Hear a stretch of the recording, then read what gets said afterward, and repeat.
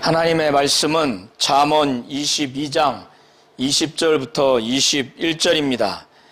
내가 모략과 지식의 아름다운 것을 기록하여 너로 진리의 확실한 말씀을 깨닫게 하며 또 너를 보내는 자에게 진리의 말씀으로 회답하게 하려 함이 아니냐. 아멘. 하나님은 진리의 하나님이십니다. 하나님의 말씀은 진리입니다. 그래서 예수께서도 요한복음 17장 17절에 아버지의 말씀은 진리라고 말씀을 하셨습니다. 그래서 진리로 저희를 거룩하게 해달라고 말씀을 하셨습니다.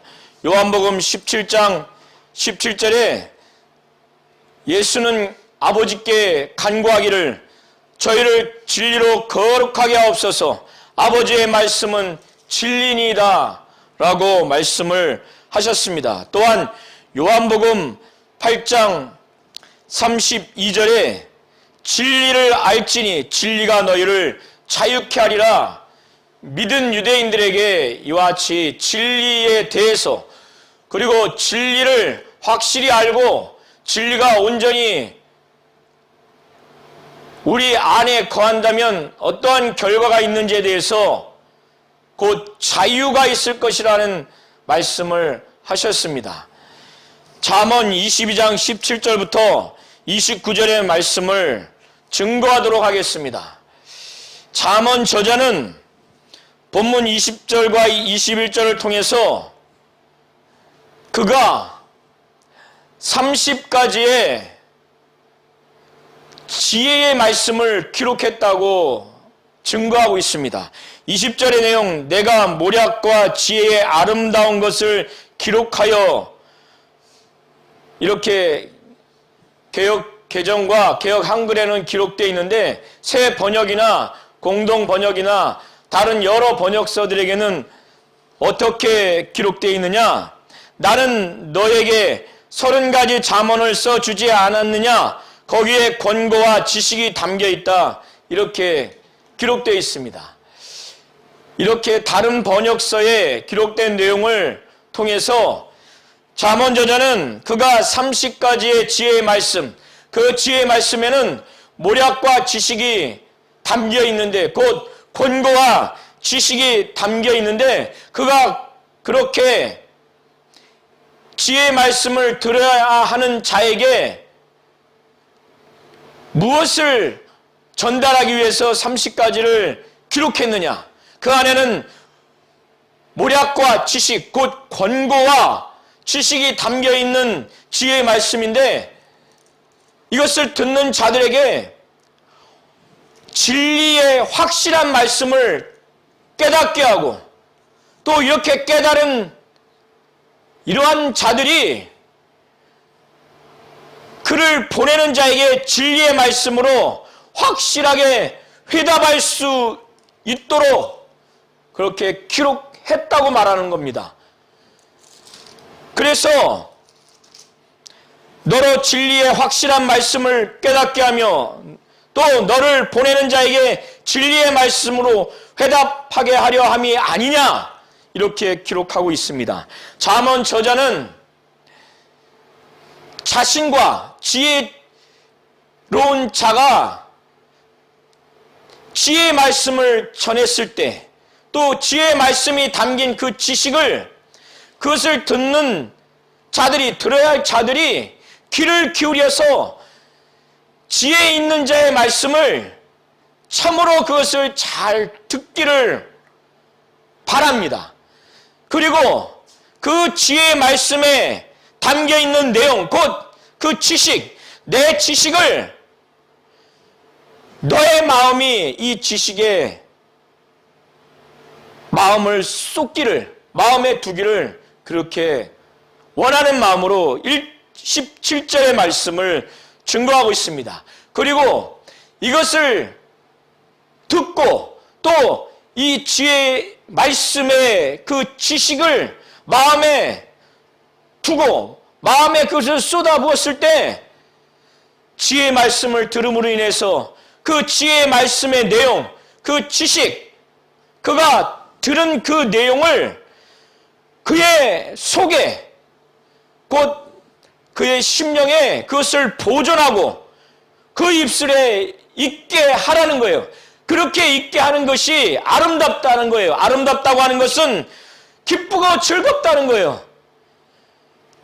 그가 귀를 기울여서 지혜의 말씀을 잘 듣고 또 그 지혜의 말씀의 내용인 그 지식을 그가 마음에 쏟아붓고 그것을 잘 보관한다면 입으로 나오지 않겠습니까? 그래서 잠언 저자는 이것을 이렇게 부탁을 하는 겁니다. 잠언 저자가 이 잠언 22장을 통해서 드려야 할 청중에게 왜 이렇게 특별히 이에게 가르치고 신신당부하느냐, 이렇게 지혜의 말씀을 알게 하는 이유가 무엇이냐, 30가지의 그 지혜의 말씀, 권고가 담겨있고 지식이 담겨있는, 모략과 지식이 담겨있는 이 지혜의 말씀을 특별히 기록하면서까지 이것을 알게 하는 이유가 어떤 것이냐, 하나님을 의뢰하게 하기 위한 것이라고 19절과 21절을 통해서 증거하고 있습니다. 그래서 22절부터 29절은 30가지 중에서 5가지를 언급하고 있습니다. 그 첫 번째가 약한 자와 곤고한 자를 탈취하지 말고 또 압제하지 말라고 하는 겁니다. 강한 자가 힘이 없고 육체적인 힘이 없고 경제적이고 사회적으로 법적으로 힘이 없는 그런 약한 자를 탈취하는, 강도짓하지 말라는 거예요. 이게 얼마나 비참합니까? 또 곤고한 자, 곤고한 자라고 하는 것은 사회적으로 경제적으로 도움이 필요한 자를 말하는 겁니다. 이런 자를 성문에서 압제하지 말라는 거예요. 고대 사회에서는 성문에서 상업 행위가 이루어집니다. 매매나 상거래가 이루어지는 그런 장소입니다. 또 재판을 진행하는 소송이 이루어지는 장소예요. 그래서 곤고한 자를 압제하지 말라고 하는 것은 법적으로 합법을 가정해서 경제적으로 사회적으로 이렇게 도움이 필요한 곤고한 자를 마치 부수듯이 그렇게 압제하지 말라는 겁니다. 만일 그렇게 한다면 하나님이 좌시하지 않는다는 거예요. 23절의 대전은 히브리 원어에는 왜냐하면입니다. 이렇게 약한 자를 약하다고 탈취하고 곤고한 자를 성문 중에서 압제하게 되면 어떻게 되느냐? 하나님이 직접 신원해 주신다는 거예요. 여기서 신원해 주신다고 하는 것은 이와 같은 악행을 자행하면 하나님이 직접 법적으로 이 약자와 이 곤고한 자를 위해서 싸워주신다는 의미입니다.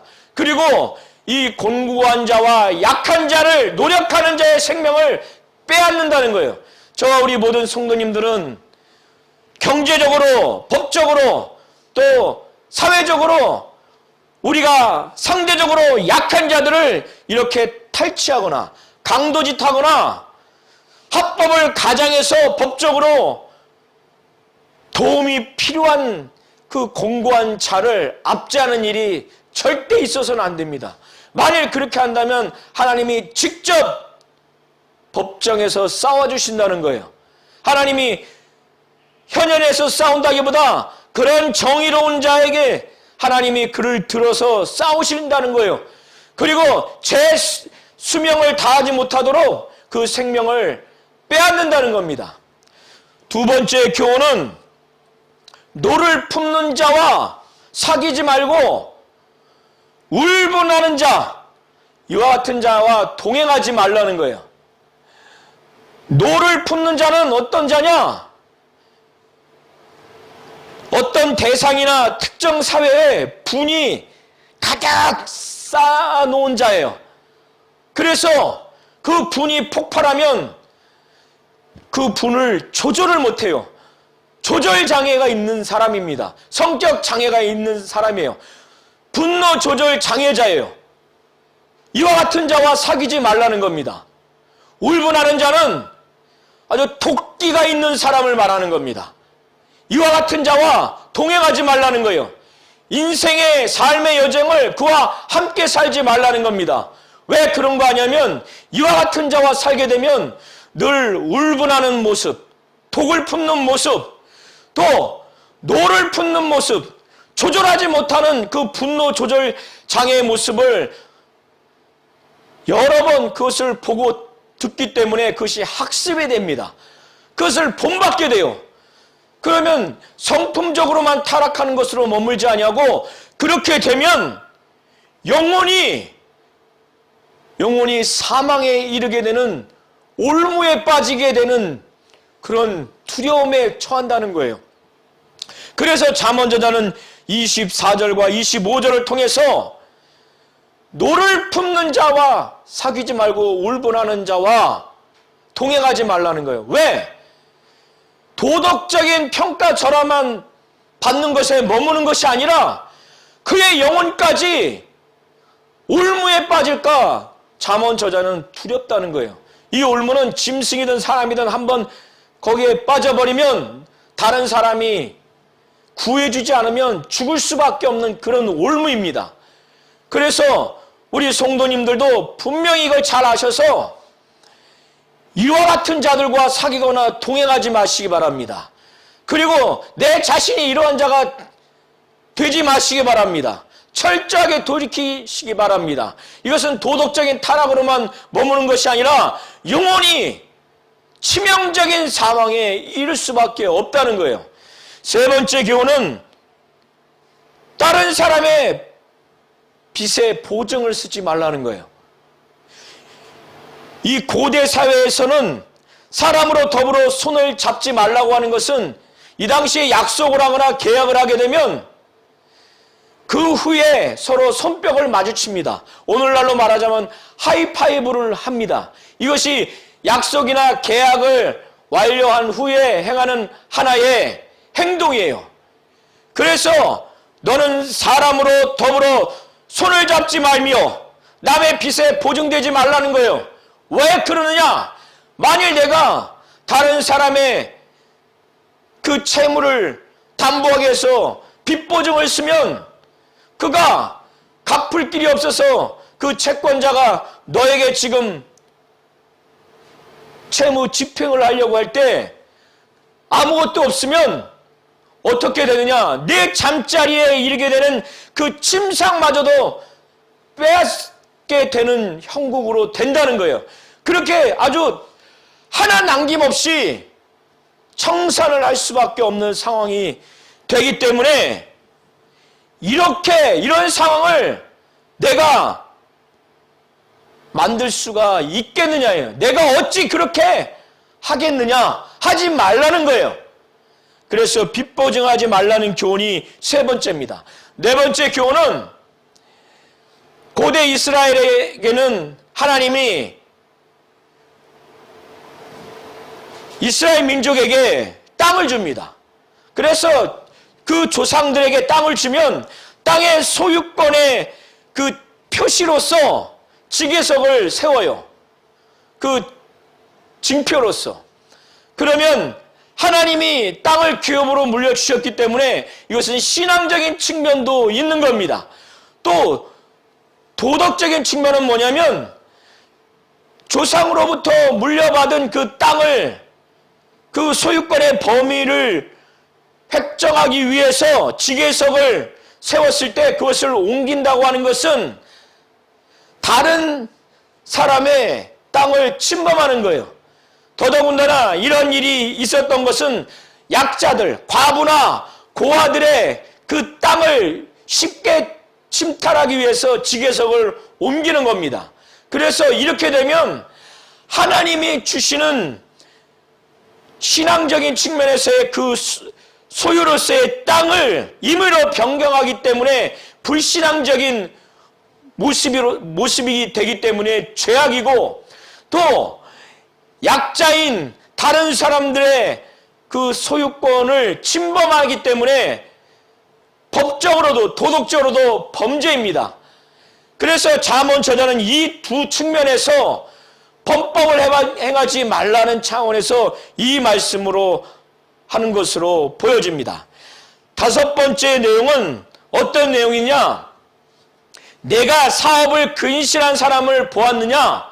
이 개역 개정에는 이 내용이 어떠한 내용으로 되어 있는가 하면은, 내가 어떤 일에 능한 사람을 보았느냐, 이런 의미입니다. 어떤 분야에 있어서 어떤 사람이 풍부한 경험과 또 박학다식한 지식을 가지고 있다면 그런 사람은 승승장구하겠죠. 그 사람은 더 넓고 더 깊은 그런 사회에서 큰 역할을 할 수밖에 없습니다. 그래서 왕 앞에 불려갈 수밖에 없어요. 더 나아가서 왕의 친구까지 될 수가 있습니다. 왜? 자기 분야에 있어서 그가 하는 일에 풍부한 경험과 박학다식한 지식을 갖고 있기 때문에 자기 일에 있어서 아주 능숙한 그 수행 능력이 있기 때문에 오죽하면 왕에게까지 그는 불려간다는 거예요. 그래서 더 나아가서는 왕의 친구까지 될 수 있는 것입니다. 이런 자가 왕 앞에 갈지언정 아무런 무능한 사회에서 비천한 천한 자 앞에 함께 동업하거나 그 앞에 설 일이 없다는 거예요. 그래서 지혜는 신앙적인 측면에서의 그 가치도 있지만은 세상에서의 살아가는 세상 지식, 세상에서의 어떤 경험으로 인한 기술, 자기 분야에 있어서의 뛰어난 능력에서도 지혜가 그런 측면에서도 가치를 받고 있는 것입니다.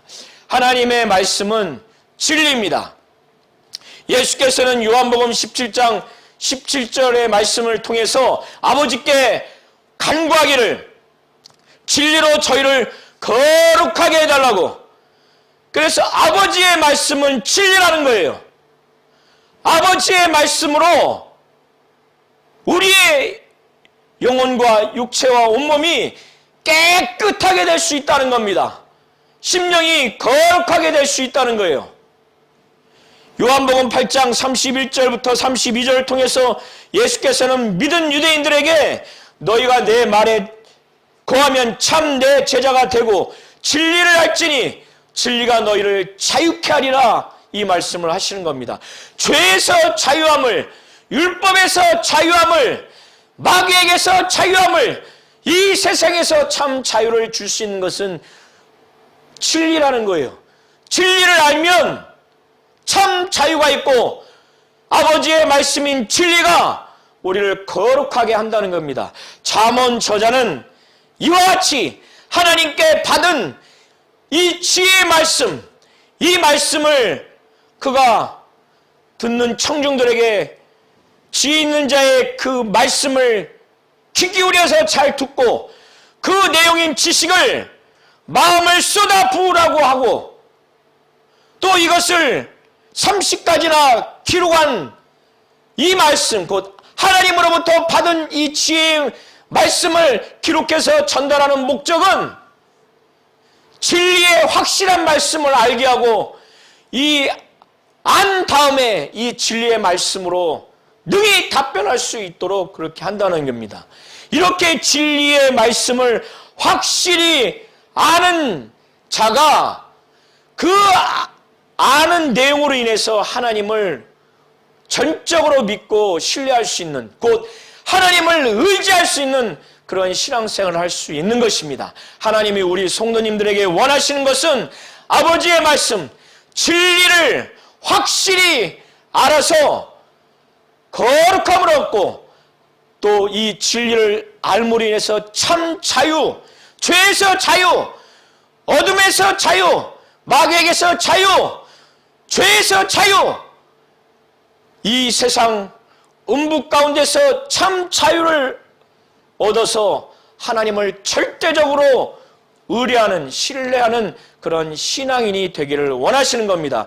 이와 같은 자가 되시기를 예수의 이름으로 축원합니다.